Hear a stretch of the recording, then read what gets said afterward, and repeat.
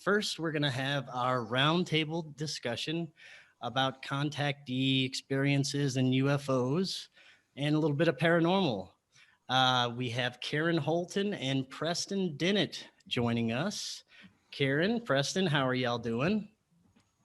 Good, thanks. Yeah, doing great. Yeah, Pretty welcome. excited. Yes, I am very excited. Excited to hear your presentations.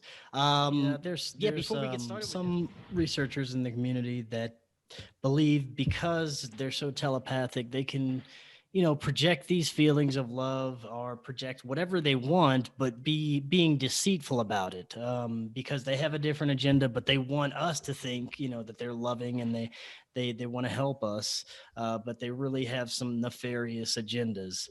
What are your thoughts on, when people or researchers tell you that, Preston?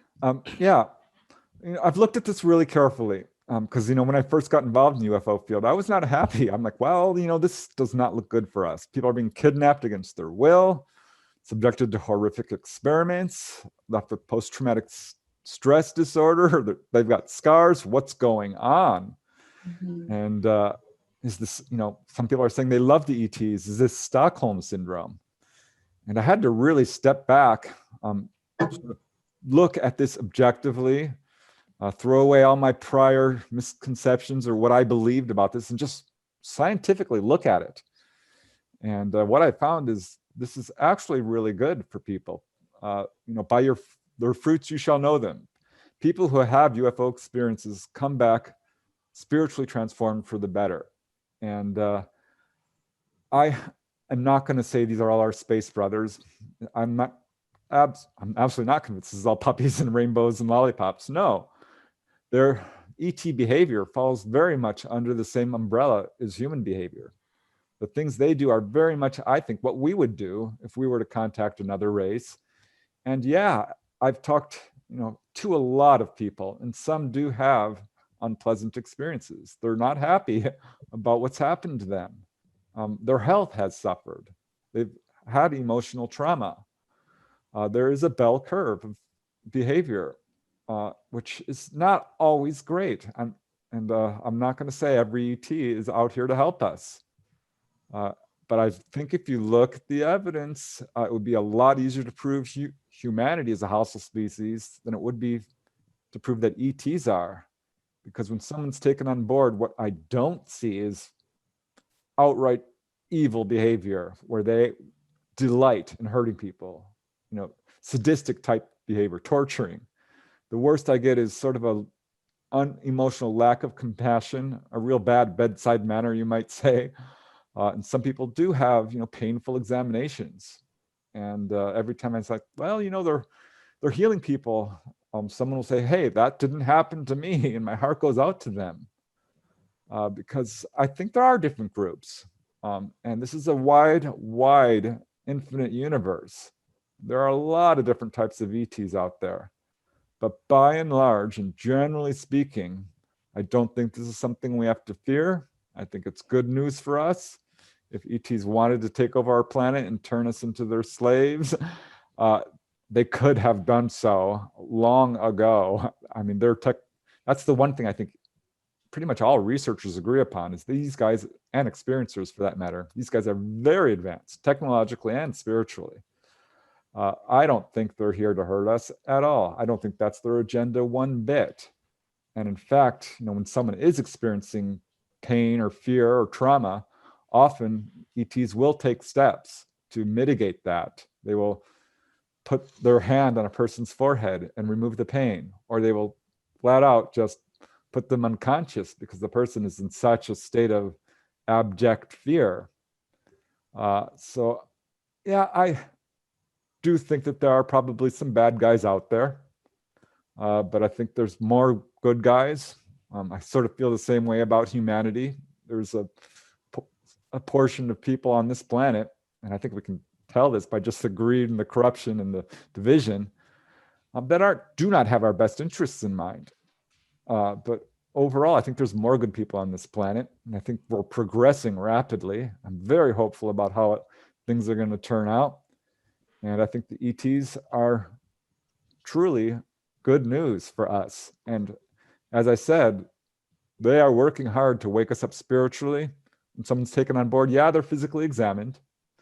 But if they move beyond that fear state, and I see this over and over again with people who have extensive encounters and really face them head on, they start having wonderful spiritual encounters. They are given warnings about nuclear proliferation, pollution, our warlike ways. They're taken into the engine room or to the control room, told how the ship works, given detailed plans, allowed to fly the ship, taught how to fly the ship, given tours of the solar system, other planets. I mean, that is not unusual, seriously. And yeah, again, a very strong spiritual component. They teach, teach, teach. That's what they're all about. So I think overall, this is really good news for us. You know, I am still torn over the whole thing because sometimes I think, you know, it seems like we are some kind of just experiment for these guys.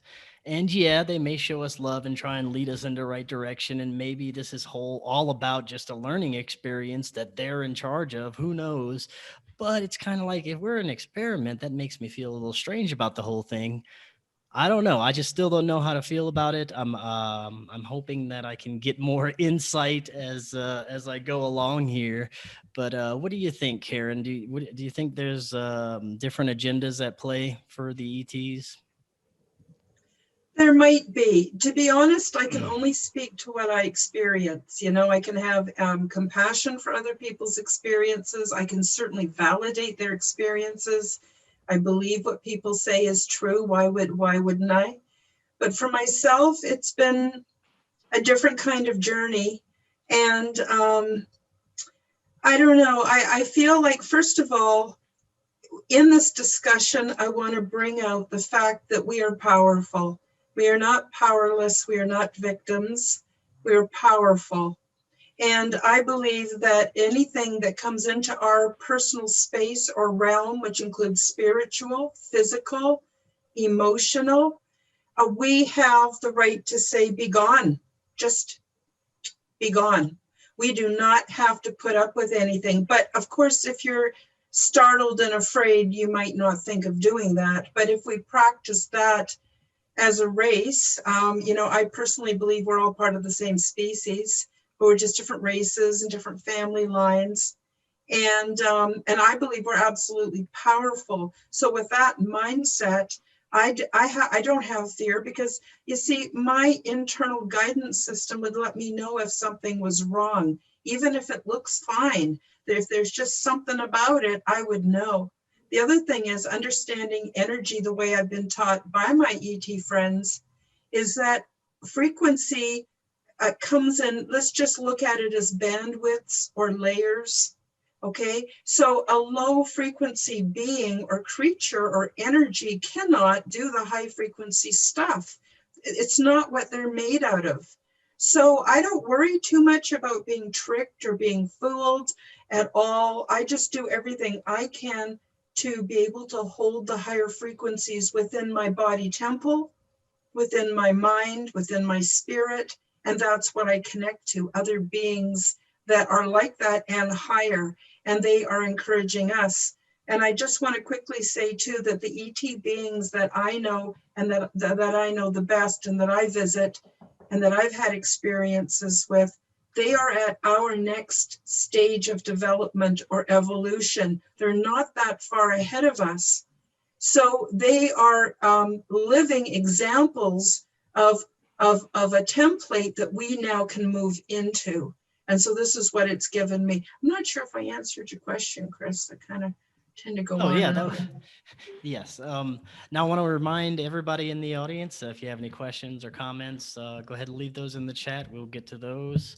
Now, Preston, when it comes to what we're just talking about, you know, the possibilities of us being an experiment and the fact that some abductees have claimed to see like hybrid children and they do fertility experiments and all these things. And then we have the ancient stories of, you know, how the Sumerian stories of the Anunnaki, how they may have genetically modified us with, you know, ancient hominids with their own DNA.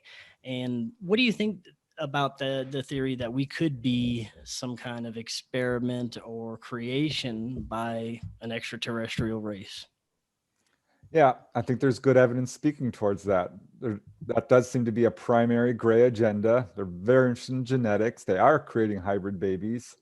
And yeah, you mentioned all the ancient writings and stuff. There does seem to be a real element to that. And the evolution of humanity, there's a lot of missing links. And, well, here's a case that comes to mind, which I find very encouraging. This occurred to a gentleman by the name of Jim from Gainesville, Florida. Who was having encounters with grays his entire life. He had gotten pretty used to it, to the extent that you can, I think, but woke up and found the grays surrounding him. And he's like, "Hey, that's you guys. If you're gonna, take me, why don't you heal this hernia I have?" And they said, "We know of this condition you have, and we will repair it." Pretty much a direct quote, and they did very quickly. He was impressed, and so he says, "Why are you taking me? Why do you keep abducting me?" And they said, again, pretty much a direct quote, "We are interested in your genetic propensity to live a long time." And I found that fascinating. And so did he, actually, because his grandfather was 106 years old, I think maybe 104, 106, and still intelligent, spry, active. And I'm like, wow. So, because what I do see is a lot of this sort of thing of health, what I would call health upgrades. I think that that's what they're doing, is upgrading humanity and trying to create a better model, a model that can experience spirituality and also experience physicality and emotion. They seem to be very, very interested in our emotions and our ability to really feel. And if you look at, just look at how our longevity has doubled in the past couple of hundred years, from 40 to 50 years old to 80 to 100. And I think that is probably what's going on here, is they are just slowly improving humanity so that beings throughout the universe can incarnate and experience life on Earth. And a lot of us probably do have what we would think of as ET heritage, ET souls, if you will, past lives as an ET. I once went to a channeler. Actually, it was a Daryl, is that his name? Daryl Anka, who channels Bashar. And I'm like, please pick me, please pick me. And he did. And he's like, I see UFOs over you. This was well before I had, done any real, writing and stuff. And he's like, you were an ET in a past life. I'm like, wow. He's like, you're here to anchor the ET energy. And I had the opportunity to see other channelers, and they said the same darn thing. So I think, I'm not even convinced we come from Earth. We're not perfectly adapted to Earth. There are a lot of human-looking ETs out there. And I was really excited when Ellis Silver put out a book called Humans Are Not From Earth, which presents a pretty compelling argument that we're not really well adapted to this planet. But getting off track a little bit, I do think, we are probably, I don't want to say an experiment, because I don't think that's really what's going on here. I think we are a project. They're trying very hard to improve our species and make us more intelligent, more spiritual. And they're very fascinated in our ability to do clairvoyance and precognition. There was a lady, Clara Bernhardt from California, who had an onboard experience. And they took her because they said, wow, you're really good at predicting earthquakes. She had gotten very good at it and was doing this on the radio. And they were so fascinated by that ability. And I've seen this in other cases. They love psychic people. They love, love, love, and will wake this up in other people. So again, this is very encouraging. And I think, that's what they're doing. This is not like a horrific experiment. They're trying to improve us. Yeah, that that it still kind of gives me a little a shiver to think that we could be some kind of experiment for something. But you know what? If they're looking out for our best interest, I guess it's okay. I don't know. I'm still on the fence about it, but we'll see as time goes on how everything goes. Now you mentioned the grays again. these guys don't have a good reputation with a lot of people. I've heard that they are just biological robots, sort of made by a different species to kind of do their work for them. I've heard that they are, malevolent entities that work for reptilians, that they don't have our best interest in mind, that they're trying to find out what our divine spark is. All these negative things about grays. I hear very little. I mean, every once in a while, I hear some, people have positive experiences with grays. But what do you think is going on with those? Or do you think that some of those are robots or little android beings, Preston? Yeah, I think some are. And I think we have evidence, or certainly anecdotal evidence towards that. Experiences have talked how they've been on board a craft and seen them shut off and stacked up like cordwood. I think that was Whitley Strieber who said that. And I've heard that before. The little short guys in particular might be what we would think of as androids, not, living soul-filled beings. But there are a wide variety of grays. Their variation is very much like we see on our own planet, with very short, pygmy type people and very tall, 8-foot tall Watusis. We have every color here on our planet, every shape, every size, wide variation, and they do too. So it's, I think, probably a mistake to lump them all into one category. And I'm just. And don't they have these tall grays that are more kind of humanoid and less robotic? Yeah, very tall grays, and I have to tell you, human-looking grays, very close to human. They could pass on the street. Many people have said if they just wore sunglasses and a hat, because otherwise, I mean, pale-skinned is definitely something that comes up quite a bit. Ultimately, I think the grays are actually human. They have the same genetics as us. This is my understanding. And certainly I've heard this from a number of people and had my own experience with that as well. I had what I would call a download, really one of my only really clear ones, where I was just like, who are the grays? Who are the grays? Who are the grays? I was just going over and over it. And I was lying in bed one day and boom, it hit me. This big, a ball of information came at me at once. And I saw a human male, a nice, handsome man. And boom, there was another picture, and he had lost his hair. And boom, another picture, and started flipping like a deck of cards. And it showed the genetic damage of this person, and it slowly transformed into a gray. So they essentially have the same genetic stock we do, which would explain how they're hybridizing. And this does seem to be one of their main agendas. And I get it. This is scary for people. I think one of the reasons is the lack of control, and it's the unknown, and not all ETs are very communicative. Often it's just, don't be afraid. We're not here to hurt you. Come with us. And that's all people remember. And often I think it's because we have been taught to fear.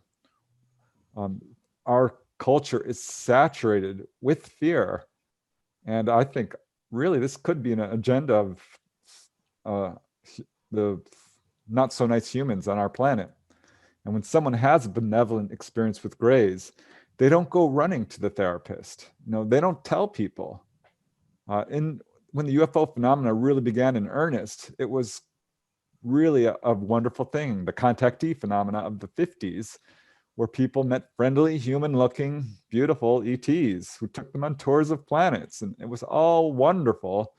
And that got sort of pushed underground by this onslaught of grays, which I think there's a little bit of an agenda here to make us fear these beings, which I'm not convinced we should.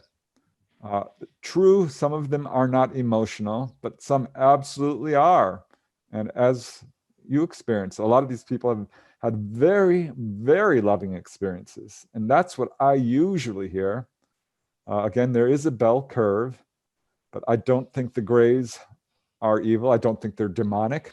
I studied demonology because of this. There's a good segment of the population, particularly people who are, very religious, who think, nope, Greys are demons, and so are ghosts. You know, if you see your Aunt Linda or something, that's a ghost. I mean, that's a demon. It's masquerading as, you know, your wonderful deceased mother. No. I think it's a mistake to lump all these paranormal phenomena into one demon-based thinking. Demons, I think, are probably real. Angels, too. I looked deep into that. The evidence for angels is very compelling. And demons are real, too. I've investigated horrific hauntings. Oh, it's terrible. People are pushed to the point of despair and physically possessed. It's not nice, but it follows a pretty set pattern, these demonic hauntings. And so does a UFO experience, and so does a near-death experience. I don't think they're the same thing. And I am not convinced by any means that UFOs or ETs are demonic. I think some probably do have that mindset. I think some humans are essentially demonic. That's the path they've chosen. They are not nice people. They do not have your best interests in mind. So we have to use our discernment. As Karen says, we are autonomous. We are powerful. We have all the power of the universe within us. We are inviolable entities who have our rights. And I've talked to people who've been able to stop their contact because they weren't ready. They didn't want it. They're like, no. And it takes a real exertion of willpower to do it, but it's absolutely doable. I'm not going to say that this is all rainbows. It's not. It can be very difficult. And I think one of the reasons people do have traumatic experiences is because they're so darn deep in denial that that's the only way to wake up. And it can be very scary in the beginning. And a lot of people have a tendency to just shut off, say, that's it, too scary. This is not good for me. I'm not moving forward with this. But I would encourage people who are having extensive contact to remain calm. Fill yourself with that love vibration and really try to face this objectively. And remember, the universe is safe. Nothing can ultimately harm us. The very worst thing that can happen to a person is what? We die. And I have to tell you, that's a wonderfully healing experience. Life on the other side is absolutely fantastic. I've been there many, many times. I'm convinced the universe is safe. We don't have to worry. And I don't think the Greys are here to hurt us. I really don't. But I'm not going to say all of them are friendly, but most I think are. Karen, what do you think? Any thoughts about the Greys or, similar species with their agendas maybe? Yes, I want to start off by saying, it wasn't that long ago before when the seen and the unseen were one. We lived in one atmosphere that included the seen and the unseen. Then they decided they were going to split that up and give the unseen to the power of the church and the seen to the power of the state. No wonder we're screwed up, eh? So we need to get integrated and put that back the way it really is. And it's not easy to do. But I want to say that I've had a couple experiences with Greys. One experience was I was actually writing a piece about angels and about how in our culture, and I guess I'm going to speak on North American culture because that's the one I'm steeped in.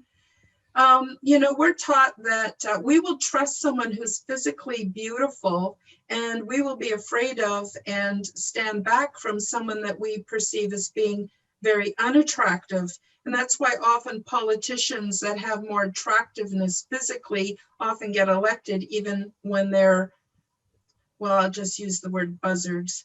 But anyway, and so I was writing a piece about that, meaning if you call in your angel guides and they don't look the way you think they're going to look, are you going to turn them away and go, no, I don't want the help?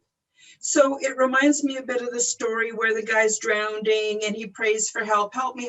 And someone comes along and says, I got a life preserver. Do you want it? And he says, no, God's going to save me. And a little while later, someone comes by in a rowboat and says, would you like some help? He says, no, God's going to save me. And the guy dies, and he says to God, why did you let me perish? And he says, well, I sent you a life preserver. I sent you a rowboat. What do you want? You know? And I think it's a bit like that with us.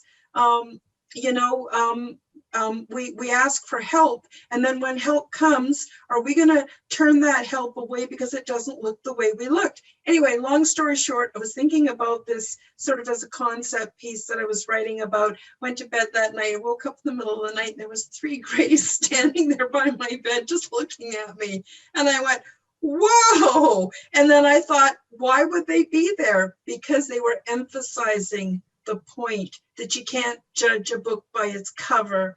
And so I think there's all kinds of grays. Now, the one gray that I have more contact with, I call him Bob the Gray.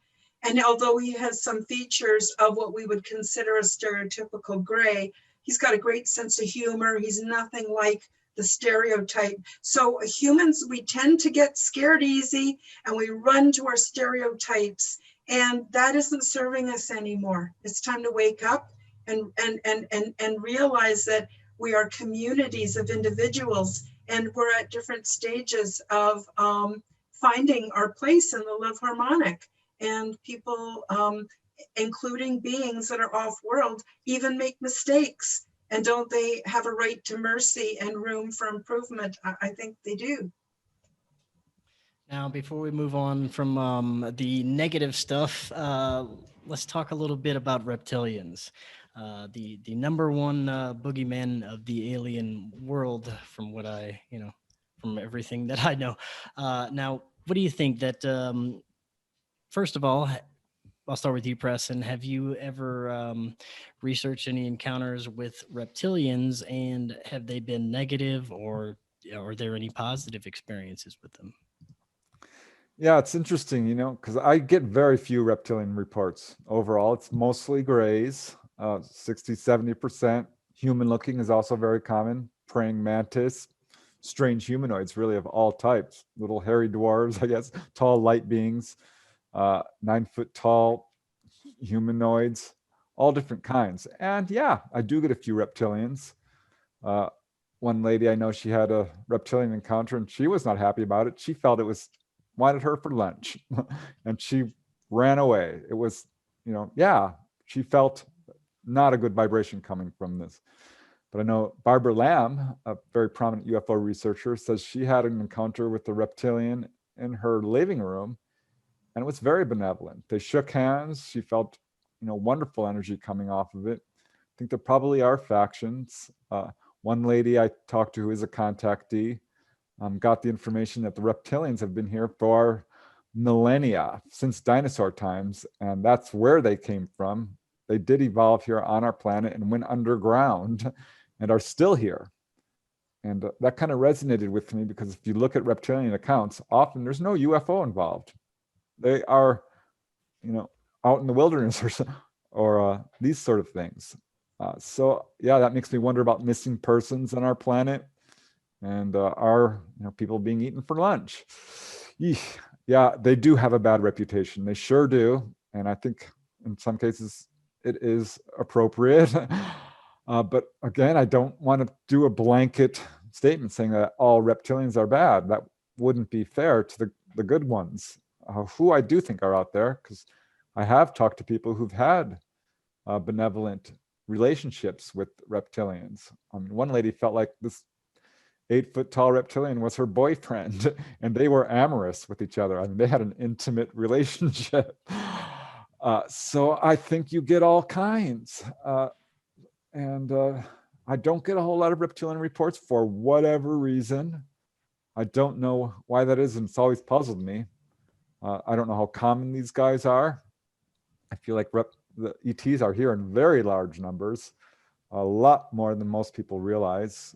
New Fork, National UFO Reporting Center, and MUFON get, what is it, a dozen, 20 reports daily. I have to tell you, less than 1 in 10 people report their sightings, which would make it, 200, 400 per day. And it's actually closer to 1 in 100, if I want to be honest. That's one question I always ask, did you report this? So that would make, 2,000 reports daily. So this is an ongoing phenomena. And if it were truly bad, I think we would know it by now. But the reptilians do make me scratch my head a little bit, because I have not really dived deep into that particular aspect, simply because I haven't gotten the reports. I don't get a whole lot of reptilian reports. But from what I understand, yeah, these are not all our friends, reptilian-wise, and those are the ones I do worry a little bit about. But I'm going to remain objective. I think it's very important in this subject that we don't speculate too much. It's very easy to go down the rabbit hole. It's very easy to become fear-based. So we have to just focus on the vibration of love and raising our awareness, and look at this all objectively. But I would like to know more about these reptilian guys. I don't think we've had any book really that focuses solely on reptilians. There's not a whole lot of information out there about these guys. So that's definitely an area where there's a lot of room for research. Well, let's face it, this whole field has room for research. It's still very, very new. Yeah, definitely.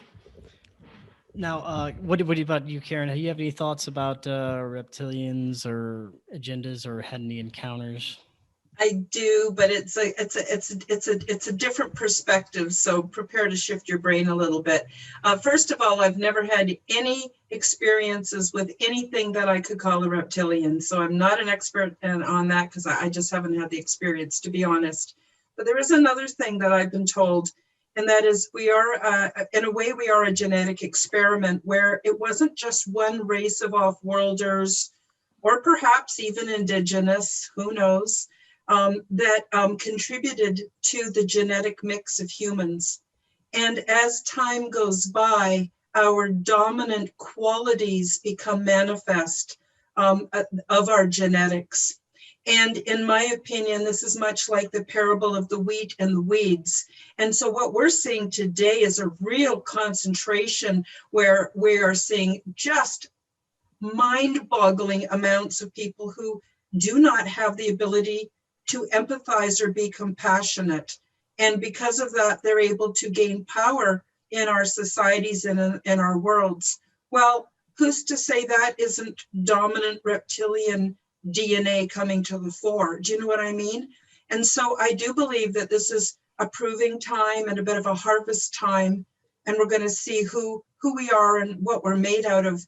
And so in my perspective, because I haven't met any reptilians, I don't have an opinion on that, but perhaps part of us are the reptilians. Perhaps part of us are, from Orion, maybe parts of us are from Sirius, on and on and on and on it goes. I don't know how many different races were involved in the initial experiment, but it seems to be playing out that the personalities that we assign to different ET groups, we could certainly own within humanity itself. And so I'm starting to take it away from the physical, more into the spiritual, but that's all I have to say about that. Yeah, well, very interesting point there.